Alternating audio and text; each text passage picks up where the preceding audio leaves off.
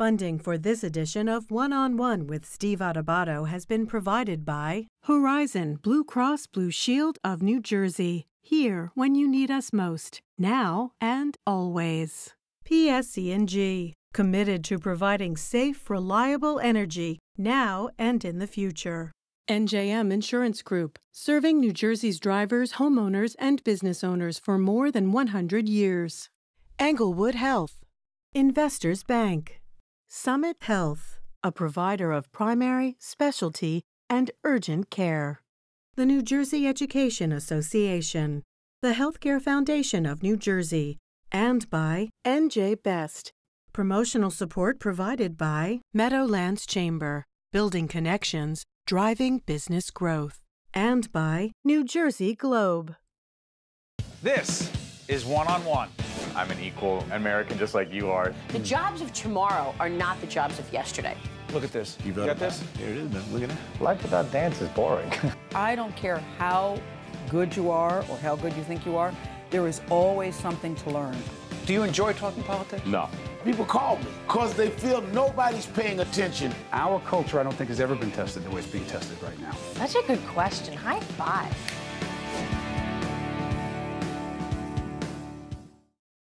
Hi, I'm Steve Adubato. Welcome to another compelling program. By the way, I'm not sure when this is going to air, but you can see it's a new look, it's a new feel, it's a new location. But once again, we have the president of Berkeley College, Michael Smith. Michael, how you doing? You're in your studio. You're in your office, I can tell. We don't know where we are these days, but it's great to be in the office and looking forward to having all our students back on campus real soon and all our workforce back here and getting back to whatever the next normal is going to be. Yeah. By the way, Berkeley, one of our higher ed partners, and we produce a whole range of programming dealing with higher education. As we do this program in the spring of 2021, it'll be seen for a couple months after. Let me ask you this, Michael. How hard is it to predict when everyone will be back on campus, how and when, with all the changes? Yes, the vaccines are out there more and more, and we hope and pray that more and more people get vaccinated. But how hard is it to plan, Michael? You know, it basically we're at bat, and we don't know what the pitcher is going to throw. So basically, we're swinging at the pitches as they come. We've got a game plan as to what we're looking to do. We know that we're a year into this at this point now, so we know best practices. We've been operating. We know what works, and we know what doesn't work and where we need to change our game. As you said, the vaccine is real game changer. We know that certainly from folks that are older, or skewing older, such as the teachers and the workforce are getting online. They're getting the vaccines. But we haven't seen it push down to the younger folks, a lot of the younger students at this point. So they're less susceptible. But we know that once that broadly based vaccine goes across the board, we're going to be in a much different place.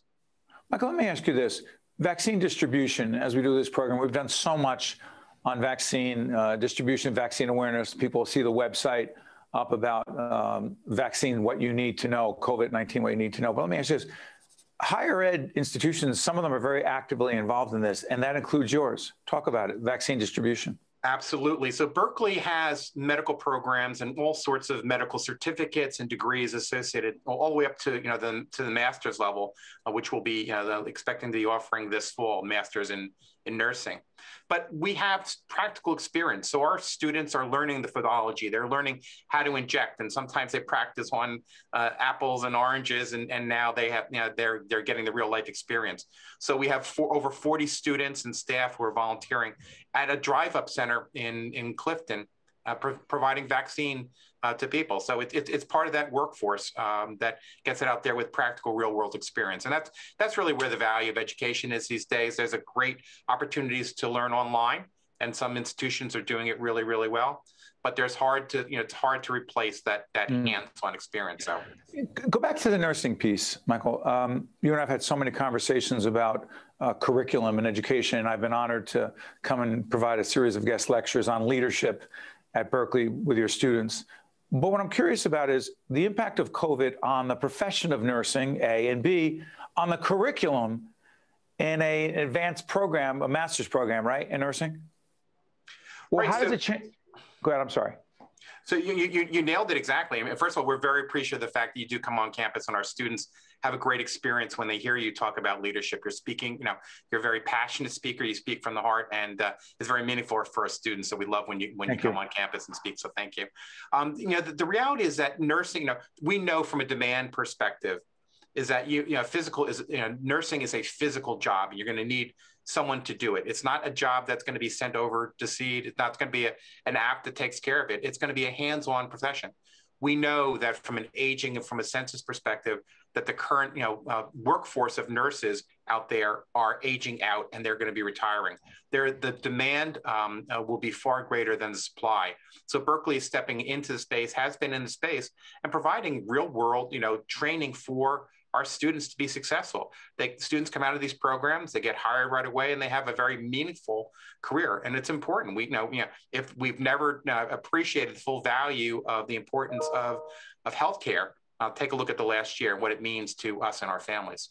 Michael, real quick, do you find that there are more or less people wanting to go into nursing? There are more people who want to go into nursing at this point. I mean, the challenge is that it's having the requisite academic abilities and skills to be able to do the work. Not everyone can be a nurse. You need to have that those quantitative, those mathematical, those analytical skills to be able to do it, and be able to go through a very tough regimen of training. Because when I go into a classroom, I ask my nursing students, I go in joking with them saying, "Who here is a C student?" And you'll see some look around. Maybe you'll get someone to raise their hand. And I say, well, I want to remember what you look like, because I don't want you to get my medicines right 70% of the time. And that's the reality. I mean, the nurses, are very hardworking, very intelligent, but the reality is that the academic rigor is important, and we need that because the consequences of not getting something right is serious. And let me also say this: I won't get on my leadership soapbox, but in my work, in my writing and teaching and coaching around leadership, nurses are extraordinary leaders. Let's put that out there. Michael, real quick, before I let you go, the initiative, there's a task force on diversity, equity, and inclusion. Talk about it. What is it and why is it so important? So Berkeley is a very diverse population, for starters. So that our student body looks like the New York, New Jersey metropolitan area. By the way, where are the campuses? Let everyone know, Michael. So in New Jersey, our main campus is in Woodland Park, but we're also in Woodbridge, New Jersey.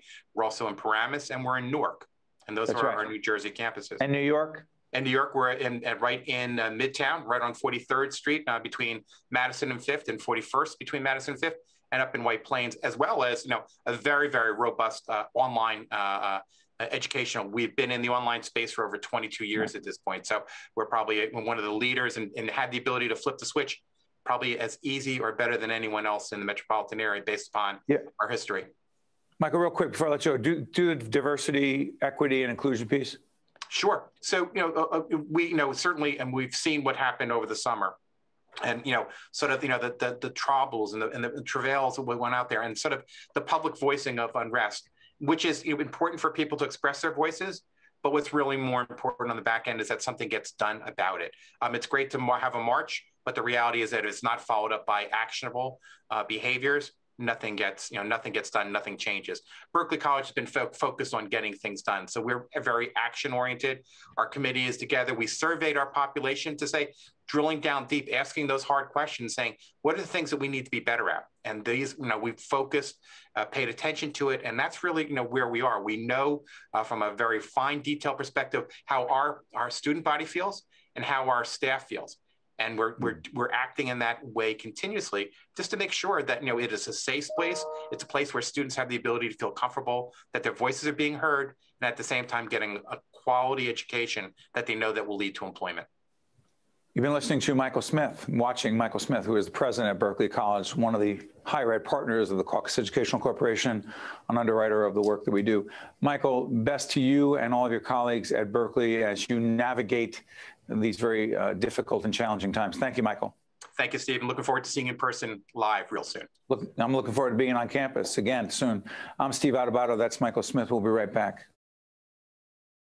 To watch more One-on-One with Steve Adubato, find us online and follow us on social media. We are now joined by Jose Lozano, who's president and CEO of an organization called Choose New Jersey. Good to see you, Jose. Great seeing you, Steve. For those who do not know what Choose is, let them know. It is a not-for-profit organization that solely focuses on business attraction and marketing some of the great assets we have in the state. Yes, let's play this out. Jose and I have known each other many years. We're longtime friends. We talk about business. We talk about family.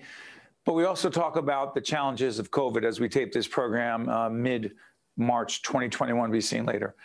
Jose, what would you say the largest or the greatest impact on business in New Jersey has been 12, 13, 14 months into this thing? Look, on attracting businesses, it's been a little bit of a challenge because folks want to see firsthand some of the great assets, and folks have just been very difficult for them to start to travel and see some of the things firsthand. But our team has done a really great job in doing some of these virtual tours and actually articulating some of the things that they're not able to see firsthand. And so the attraction side, it's slowed things down and made things a little bit harder. But still, last year alone, we had 33 companies that committed to coming to New Jersey. And so it was a pretty successful year. You know, I'm curious about this the office space issue. You and I have talked about this. You talk about it all the time. We're not obviously physically. We can do a lot of what we do remotely, and our team is great behind the scenes. They're all over the place. That being said, what do you see as the quote office space situation, not just in New Jersey, but as it relates to New York and New Jersey, where we're seeing in both states? Look, I think the office setups right now are going to change for the future. I think the 5-day work week is something of the past. And I think companies are starting to look at how do you bring the teams together in a safe manner. And so offices, I know folks who are looking at redesigning their offices. I have some folks who are keeping the current designs and saying, we're just going to bring you in a couple of days a week and kind of in pods and sort of teams. I think folks are starting to work through some of those challenges now, especially I saw we go through the vaccine, as the numbers start to continue to go down, companies are starting to become much more comfortable about bringing their teams back together.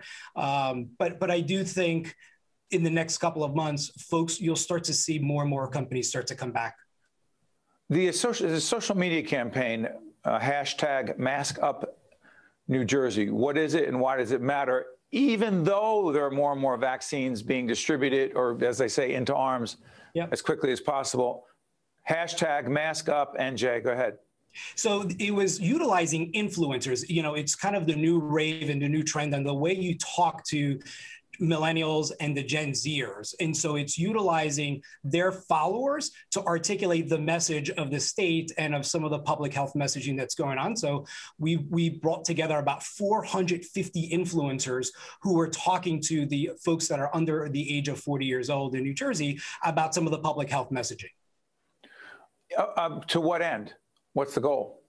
Well, the goal is to try to get folks that were under the age of 40 to not only comply with the social distancing and the masking and the constant hand sanitizing and washing up, but it's also starting to get them to start to go out there and get the vaccine. And the one way we're also articulating to folks is, hey, why don't you take your family members that are eligible right now for the vaccine? Why don't you convince them to get the vaccine, and why don't you take them there? You know, speaking of, and you go as far as you want, Jose, in terms of what you want to say. You participated in the J&J vaccine trial, correct? Correct. Yeah, I've been in it for about a couple of months. Why'd you do it? You know, when I started to see healthcare workers and the frontline folks, what they were sacrificing and what they were doing their part to combat the pandemic. And when you started to see first responders, police officers, and fire, you started to see supermarket workers, everyone was doing their part. And I felt like this was my part to give back to combating the pandemic. So I participated back in the fall, and I've been an active participant since then. You know, people don't know most people don't know what it means to be in a trial. What does it mean? Describe it. One, you take your temperature quite frequently. You use a pulsometer. Twice a week, I got to log in a lot of my health statistics into an app, which goes back to the research and the clinical team. And then every couple of weeks, I go physically and get blood work drawn, and they do additional tests on me. So even when the process is somewhat over and I find for sure if I have the vaccine or the placebo, I still have committed to remain in the process for the remainder of the year. What does that mean in the process? So, well, I still need to fulfill the doctor's appointments and doing the app checks. And so they will need to understand and continue to do the study on how long the actual vaccine remains. You know, in the time we have left, I'm curious about this. Connect for us. Jose, by the way, 2020, ironically, was the 10th anniversary of Choose New Jersey. Talk about a challenging year. But I'm curious about this. What would you say the connection is between more and more people getting vaccinated and the health of the New Jersey economy? So first thing, Steve, I think, like I said this to you almost a year ago when I was last on your show, that New Jersey was going to be a part of the solution. And when you fast forward to today, you know, between the Johnson & Johnson, we have 70 companies in New Jersey that are actively working to combat COVID, be therapeutics, research, and testing. And so from the economic development perspective, it's been amazing and know exactly that New Jersey has given their part to combat the pandemic on the life sciences side of the house. Yeah, before I let you go real quick, Choose New Jersey is not the same as the New Jersey Economic Development Authority. Tim Sullivan and the team there, we have a great relationship. We work with them on a whole range of economic development awareness programming. What's the connection? They're a quasi-government entity. Yours is an absolute private, not-for-profit, correct? That is correct. We consider the EDA as our brother or sister organization. We work together to attract companies and then keep the companies that are here, expand and grow and relocate. And so I don't think any major discussion that I have with any major company where I'm not working lockstep and barrel with our colleagues down at the EDA. Bullish 2021 New Jersey economy? Absolutely. We are going to rebound. We're going to be stronger than we've ever been. We have quite a few companies that we're having conversations with about calling New Jersey home. And I'm extremely optimistic that New Jersey 21 is going to be a great year for us. That is Jose Lozano. He is the president and chief executive officer of Choose New Jersey. Jose, good to see you, my friend. All the best to you and your family. Same to you, Steve. Thanks for having me. Stay with us. We'll be right back. To watch more One-on-One with Steve Adubato, find us online and follow us on social media. We are honored to be joined by Justin Johnson, Director of Clinical Services at the New Jersey Sharing Network. Justin, good to see you. It's nice to see you too. Thanks for having me. Our pleasure. And by the way, you follow our programming, you know that we've been doing public awareness around organ and tissue donation for many years now. You'll see the website up for the New Jersey Sharing Network to inform people who want to know more about organ and tissue donation. Describe your job, Justin, at the network. Yeah, as the Director of Clinical Services, my job is to work with the staff and the people involved that are out in the field, helping facilitate donation, talking with families in this time of a passing of a loved one, and offering the gift of life to give to someone else, and just working with them to be compassionate and eager and dedicated to work with those families and guide them through the decision of donation. Justin, we're taping in the middle of March. It'll be seen after that. Things change all the time. But as we speak right now, how would you describe the impact of COVID, even with the vaccines out there right now, more and more people getting vaccinated? How would you describe the impact of COVID on organ and tissue donation for a year plus in? Yeah, at first it was a lot of unknowns. But we kept our operations going and wanted to be resilient during this time to still be able to offer the gift of life during, just a tough time for everybody because there were so many unknowns. And throughout that, the generosity of the people in New Jersey to be able to say yes to donation during a time where for us and anyone involved, when everybody's struggling about safety and that, for us to keep our operations going was just remarkable. And for those families to say yes to donation was truly outstanding to us. We were having a conversation the other day with Joe and Elise and Carolyn and the team at the Sharing Network. We're just talking about a whole range of things. I don't want to give anything away. We'll be doing future programming out in the field in the not too distant future about some pretty, you're smiling because you know what I'm talking about. It's going to be an exciting time this summer in New Jersey and across the nation as it relates to organ and tissue donation. But that being said, I want to ask you, in that conversation, they said that organ and tissue donation is up. And by the way, you can do it on your driver's license. If you go on the website right now, the Sharing Network website, you can see it. But here's really what I'm trying to get at. Do you believe, as you're talking about people being obsessed with being safe and protecting themselves and others around them, that they were less committed to or interested or caring about organ and tissue donation? And if that's true, then how the heck did the number of donations, organ and tissue donation, go up, or people who signed up? I think there's a call to action. You know, as in this time, the people in New Jersey were just more giving. I think in this time, you know, it was, what can I do? How can I help? And I think with being able to offer organ and tissue donation to those that when their loved one may not have had COVID or whatnot, and still be able to save lives, was truly, you know, something that we could rally behind. And I think the people saw that as a positive, to be able to rally behind that. You know, for people, of all the years we've been doing this, Justin, I still hear, I mean, there's so much talk about misinformation and confusion around COVID. There's sometimes misinformation and still confusion around organ and tissue donation. So let's go through a few things. I don't want to assume, by the way, if you want to see previous interviews we've done on this topic, our website will be up, steveadubato.org. Check them out. Check it out. But I'm going to try this.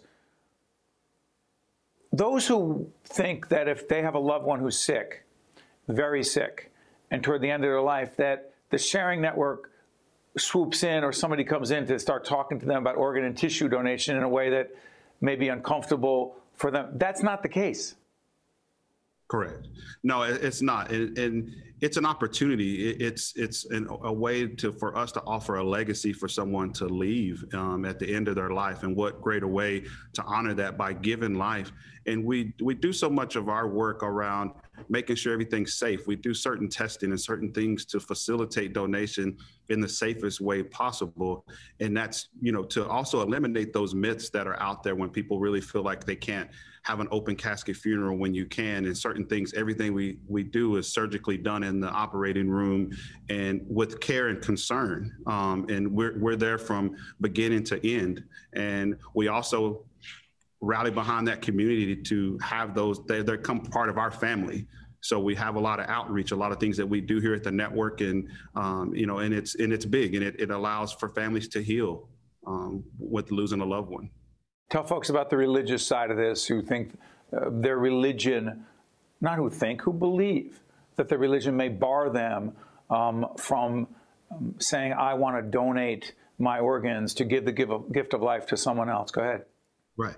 And with that, as we know, in different religions, that there's anything documented about being against donation that's out there, and giving life is the greatest way to show gratitude, to show love, and that's really, when we think about religion, what we rally behind in it, in our beliefs.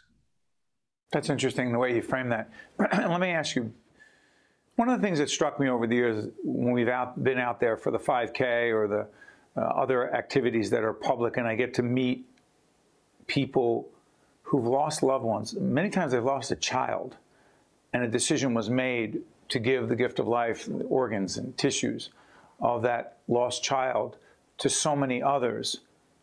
And then they wind up, you ever see them connecting again with the person who now has those organs? That is powerful, emotional, and poignant. You've seen it as well, haven't you? I have, and next to getting married and having my own children is the most powerful moments that I've ever been a part of, to see a mom listen to her son's heart in another man's chest and know that gentleman has, you know, more life because her son was able to give life at the end of his. Those moments are so moving and touching that it's remarkable. You know, and again, when we're talking about children, we hope and pray that never is the case, but when it is, those parents have to make those decisions. But for others, for those of us who are healthy and who have signed up and said yes, what about for those who say, listen, I don't want to think about organ and tissue donation while I'm healthy, while I'm doing well. I'll think about it later. And again, we're not advocating or pushing, but what do you say to those folks who say it's not the right time for me, but I'd like to do it at some point down the road? What are the pros and cons? I got a minute left before we finish up. There's never the right time But at the end of the day, we have to think about who's going to be left behind, and them having to, you want to take that pressure. There's so many decisions that have to be made that's one decision that can be given to your family so they know. You can register, or you can just let them know. That way they can make that decision at the worst time of their life. No one wants to think through that when they're grieving, when they're hurt in that pain. So it's definitely take that lead for your loved ones to not have to make that decision for you.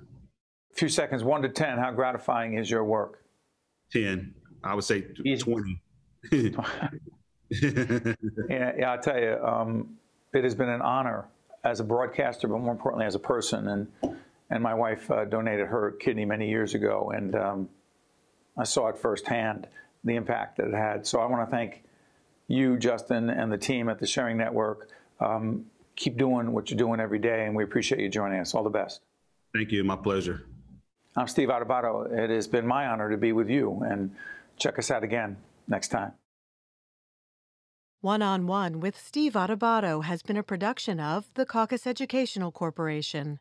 Funding has been provided by Horizon Blue Cross Blue Shield of New Jersey, PSC&G, NJM Insurance Group, Englewood Health, Investors Bank, Summit Health, the New Jersey Education Association, the Healthcare Foundation of New Jersey, and by NJ Best.